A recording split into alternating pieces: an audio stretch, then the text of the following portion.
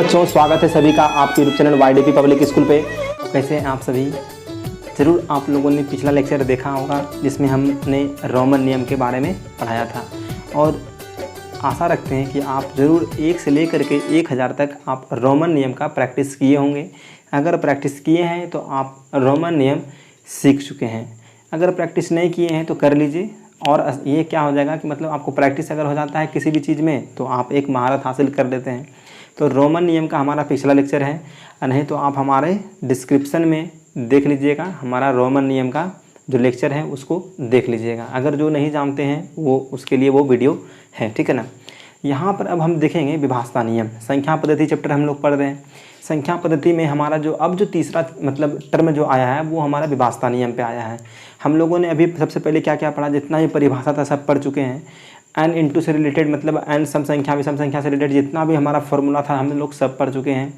उसके बाद हम रोमन नियम पे आए और चौथा हमारा यहाँ पर अब है विभाषा नियम।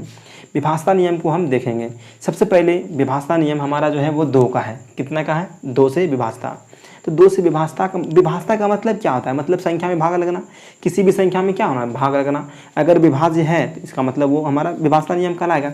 इसे यहाँ पे समझिए। पहले यहाँ पर कह रहा है 2 का विभाषा या 2 से विभाषा।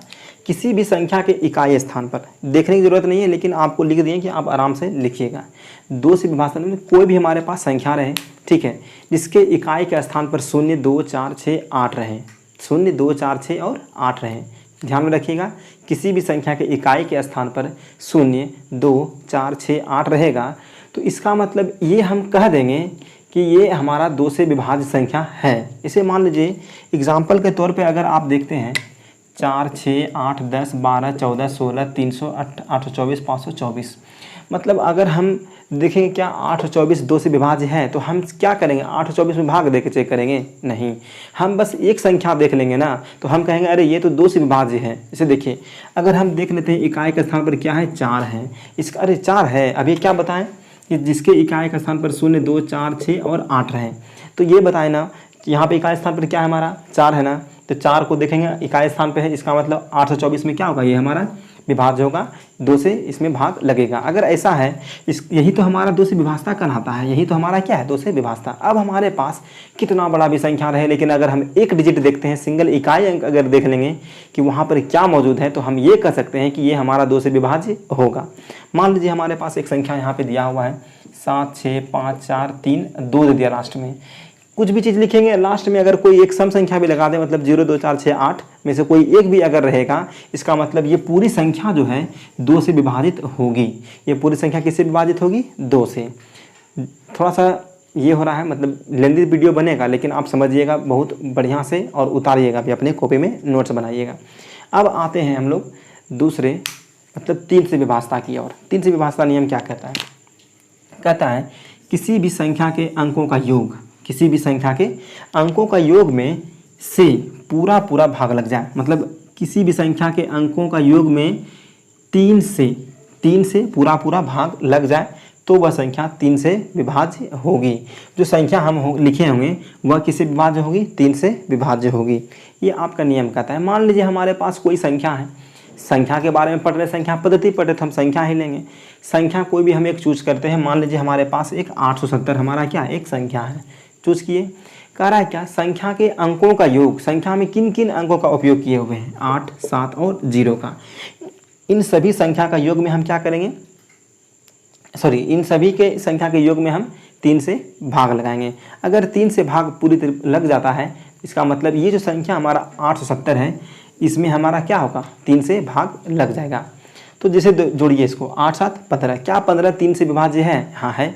इसका मतलब 870 में भी हमारा क्या होगा? भाग लगेगा। उसी तरह से 807 है, क्या 8, 7, 15 इसमें भी हमारा क्या लगेगा? 3 से भाग लगेगा। 7, 2, 9, क्या 3 से 9 में भाग लगता है? हाँ लगता है। तो इसका मतलब 7 से 2 में भी क्या होगा? भाग लगेगा। अब हमको जो है ना, मतलब किसी भी, ये तो छोटा संख्या है, अब कोई भी संख्या हमारे पास रहेगा, मान लीजिए 5 अंक का, 6 अंक का, 7 अंक का, 8 अंक का भी रहेगा ना, तो हम क्या करेंगे? सबसे पहले उन सभी संख्या का योगफल निकालेंगे। उन सभी अंकों का क्या करेंगे? योगफल निकालेंगे। और योगफल में अगर 3 से भाग लग जा रहा होगा तो इसका मतलब ये हो गया कि उस संख्या में भी 3 से भाग लग रहा होगा। एकदम कन्फर्म भाग लग रहा होगा। इस बात का ध्यान रखना है। मान लीजिए नहीं दे देता है कि आप बताइए, क्वेश्चन रहता है कि क्या जैसे 5 को एग्जांपल दे देगा आपको, कहेगा क्या इसमें से छांटना है कि 2 से विभाज्य कौन है, 3 से विभाज्य कौन है, 4 से कौन विभाज्य है, सभी जो है ना 5-5 डिजिट का है। तो अब क्या करेंगे आप, क्या हम भाग दे के चेक करेंगे सब में कि इसमें 2 से भाग लग रहा है, 3 से लग रहा है? नहीं, अब हमको नियम पता चल गया है, विभाजता नियम। 2 से भाग लग रहा होगा तो हम क्या ध्यान देंगे, जो हमारा वो निकल जाएगा। 3 से अगर भाग लग रहा होगा किस संख्या में, तो सभी अंकों का योग निकालेंगे। अगर उस अंकों का योग में अगर 3 से भाग लग जा रहा होगा तो इसका मतलब वो संख्या में भी 3 से भाग लग रहा होगा। तो ये सब हम क्या करेंगे, जान के रखेंगे। अब इसी तरह से चौथा हम देखते हैं, सॉरी तीसरा हमारा है 4 से विभाजता। 4 से विभाजता क्या कहता है, किसी भी संख्या के अंतिम 2 अंक, किसी भी संख्या के अंतिम 2 अंक 4 से विभाज्य है, तो 4 से विभाज्य हो तथा दोनों अंक शून्य हो तो वह 4 से विभाज्य होगी। मतलब कोई भी संख्या हमारे पास ले लीजिए, अगर उस संख्या में लास्ट 2 डिजिट जो है, मतलब इकाई और दहाई के स्थान पर जो संख्या मौजूद है, उस संख्या में अगर 4 से भाग लग जा रहा है, इसका मतलब उस संख्या में भी क्या होगा, मतलब जो संख्या था हमारा, उस संख्या में भी हमारा क्या होगा, 4 से भाग लगेगा। तथा और साथ साथ ये भी कह रहा है कि जो भी हमारे पास संख्या है, अगर उसका इकाई और दहाई के स्थान पर शून्य है, मतलब उस संख्या के इकाई और दहाई के स्थान पर अगर 0 मौजूद है, इसका मतलब उस पूरे संख्या को भी 4 से भाग लगना पड़ेगा।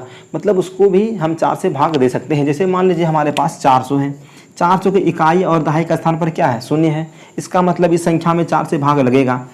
432 एग्जाम्पल लिए हैं, 32, तो देखना क्या है हमको, सिर्फ लास्ट 2 डिजिट देखना है। अगर लास्ट 2 डिजिट में अगर 2 से मतलब 4 से भाग लग रहा है, इसका मतलब 432 में भी क्या हो रहा होगा, भाग लग रहा होगा। उसी तरह से 36 को देखते हैं, लास्ट 2 डिजिट हमारा 36 में 4 से भाग लगता है, इसका मतलब 936 में भी हमारा क्या होगा, भाग लगेगा। आप अपने मन से कुछ भी संख्या ले लीजिए, 9, 8, 7, 6, उसके बाद ऐसा अंक चुनिए जो लास्ट में 4 से विभाजित हो रहा होगा। या तो आप डबल 0 बैठा दीजिए, या इसके स्थान पर आप मान लीजिए 28 लिख देते हैं। ये सभी हमारा क्या है, 4 से विभाज्य है। हमको सिर्फ देखना इतना ही है, अगर इसमें भाग लग गया तो इसमें भी भाग लगेगा। आप इसको ट्राई कीजिएगा, क्या ये सही है या गलत है, कमेंट में आप आंसर दीजिएगा, ठीक है। इसी तरह से हम आते हैं आगे, 5वां जो हमारा 5 से विभाजता है तो चौथा, मतलब चौथा नंबर है 5 से विभाजता नियम। अब 5 से विभाजता नियम क्या कहता है, जिस संख्या के इकाई स्थान पर 0 या 5 रहे, जिस संख्या के इकाई स्थान पर 0 या 5 रहे, वह संख्या 5 से विभाजित होगी। मतलब अब क्या कह रहा है कि हमारे पास कोई भी संख्या है, वर्ल्ड का कोई भी संख्या आप चूज कीजिए, अगर उसके इकाई के स्थान पर अगर 0 है और 5, 0 या 5, ठीक है, मतलब 0 रहे या तो 5 रहे, 0 रहे या तो 5 रहे, वह संख्या क्या कहलाएगी, मतलब वह जो संख्या होगा उसमें 5 से भाग लगेगा, वह उस संख्या में क्या होगा, 5 से भाग लगेगा। जिस संख्या के इकाई के स्थान पर 0 या 5 रहे, इसका मतलब उस संख्या में भी 5 से भाग लगेगा। तो जैसे मान लीजिए एग्जाम्पल यहाँ पे सिलेक्ट किए हुए हैं 50, 50 के इकाई स्थान पर क्या है 0, इसका मतलब 50 में भाग लगेगा 5 से। इसके इकाई स्थान पर क्या है 5, इसका मतलब 55 में भी भाग लगेगा। इसके इकाई स्थान पर क्या है 0, लेकिन 100 में भी भाग लगेगा। आप कुछ भी संख्या ले लीजिए, कुछ भी अल्टर फल्टर चूज कीजिए, 1 0 1 0 1 0, लेकिन लास्ट में अगर 0 लगा दिए, इसका मतलब ये हुआ कि इसमें 5 से भाग लगेगा तो लगेगा। चेक करके इसको भी कमेंट में आपको आंसर देना है। आप एक ही करना है, आपको एक ही काम करना है कि आप इस वीडियो को लाइक कीजिएगा और हमारे चैनल को सब्सक्राइब भी कीजिएगा। अभी ख़त्म नहीं हुआ वीडियो, अभी आगे चलेगा, लेकिन इतना कर देना है, इतना लगातार पढ़ें। अब वीडियो को लाइक कीजिए और चैनल को सब्सक्राइब कर लीजिए। चलिए आगे हम देख रहे हैं, विभाजता नियम भी देख रहे हैं, इसके आगे चलते हैं। 6 का विभाजता नियम क्या कहता है। 6 का विभाजता नियम कहता है, जिन संख्या में 2 तथा 3 से भाग लग जाए, मतलब जिन संख्या, हम कोई भी ऐसा संख्या लेंगे, अगर उस संख्या में 2 और 3 से अगर भाग लग जाता है ना, इसका मतलब ये होगा कि उस संख्या में 6 से भी भाग लगेगा। ध्यान से सुन लीजिए, कोई भी संख्या आप चूज कीजिए, अगर उस संख्या में 2 से और 3 से भाग लग रहा होगा, इसका मतलब उस संख्या में 6 से भी भाग लगेगा। ये बहुत इंपॉर्टेंट है विभाजता नियम, इस बात को ध्यान में रखिएगा आप। जैसे मान लीजिए 6 का कोई भी एग्जाम्पल हम सेलेक्ट करते हैं, मतलब कोई भी क्या संख्या में 3 और 2 से भाग लगना चाहिए। अगर 3 और 2 से भाग लगने के लिए हमें पहले 2 और 3 का विभाजता नियम पता होना चाहिए ना। 2 का क्या कहता है 0 2 4 6 8, और 3 का सभी अंकों का योग में अगर भाग लग जाएगा 3 से, तो इसका मतलब उस संख्या में भी 3 से भी भाग लगेगा ना। उसी तरह से यहाँ पे चेक करना है इसी चीज़ को, 6 से भाग देने की जरूरत नहीं है वहाँ पे। अगर ये चेक करेंगे तो इसका मतलब ये हमारा सक्सेस होगा। जैसे मान लीजिए हमारा हमारे पास संख्या हमारे पास 36 है। 36 में देखिए क्या 2 से भाग लगता है, 2 से लगता है, 18 से, 3 से लगता है, हाँ लगता है। ये तो सिंपल था ना। अगर मान लीजिए बड़ा संख्या दे देगा तो हम क्या चेक करेंगे, उस संख्या का योग, पहले अगर 3 से देखना होगा तो उस संख्या का योग निकालेंगे, उस योग में अगर 3 से भाग लग रहा होगा तो उस संख्या में भी 3 से भाग लगेगा। फिर 2 से देखेंगे तो 2 से देखने के लिए बस एक डिजिट तो देखना है हमको, इकाई अंक 0 2 4 6 8 अगर रह गया ना तो इसका मतलब उस संख्या में भी किससे भाग लगेगा, 2 से भाग लगेगा। उसी तरह से जैसे मान लीजिए यहाँ पे 990 है, ठीक है, 990 2 से भाग लगा, क्यों, क्योंकि ये हमारा इकाई स्थान पर क्या दिया हुआ है, 0 दिया हुआ है। 3 से भाग लगा, क्यों, क्योंकि इनके अंकों का योग कितना है, 18, 18 में 3 से भाग लगेगा, इसका मतलब 990 हमारा हो गया। मतलब हम कहाँ आपको लेके चल रहे हैं, इस बात को ध्यान रखना है। 504, 4 हमारा इकाई स्थान पर है, 2 से भाग लग गया, 5 4 9, 9 में 3 से भाग लगता है, इसका मतलब 504 में भी 6 से भाग लगेगा। समझ गए, ध्यान दीजिए। अब 8 का विभाजता नियम, 8 के विभाजता नियम क्या कहता है, जिन संख्या के अंतिम 3 अंकों, जिन संख्या के अंतिम 3 अंक 8 से विभाज्य हो, जिन संख्या के अंतिम 3 अंक 8 से विभाज्य हो तथा 3 अंक के स्थान पर शून्य, तथा 3 अंक के स्थान पर क्या हो, शून्य रहे, तो वह संख्या 8 से विभाजित होगी। वह संख्या किससे विभाजित होगी, 8 से विभाजित होगी। अभी हम इतना दूर आए, पहले हम 4 का देखें।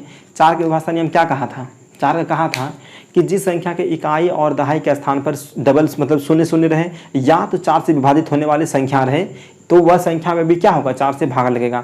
लेकिन इसी तरह से 8 से रिलेट करेंगे ना, बस एक अंक आपको क्या कर देना है, बढ़ा देना है। मतलब 2 की जगह 3 बोलेंगे और 3 के स्थान पर जो संख्या रहेगा हमारा, या तो वो 8 से विभाजित होना चाहिए और या तो वह उसके स्थान पर क्या रहना चाहिए, 0 0 0 रहना चाहिए। जैसे यहाँ पर हम देखते हैं एग्जाम्पल, यहाँ पर 4688 है, तो हम क्या चेक करेंगे, ये तो 4 अंक का है तो सिंपल है, इसको भाग देके चेक भी कर लेंगे। लेकिन और थोड़ा एक्सपेंड, मान लीजिए 7 अंक का 8 अंक का रहेगा तो हम 3 ही अंक में भाग देना पड़ेगा हमको, 4 में तो देना और उतना अंक में भाग नहीं देना पड़ेगा, उतना संख्या में बड़ा संख्या में भाग नहीं देना पड़ेगा। तो हम यहाँ देखेंगे क्या 8 से विभाजित है, 8 से देखेंगे, अगर 8 से देखिए, अगर 688 में अगर 8 से भाग लग रहा है तो इसका मतलब इस संख्या में भी 8 से भाग लगेगा। उसी तरह से अगर इसके स्थान पर अगर 0 0 0 है तो इसका मतलब इसमें 4000 में भी क्या होगा, 8 से भाग लगेगा। तो ये था हमारा 8 का विभाजता नियम।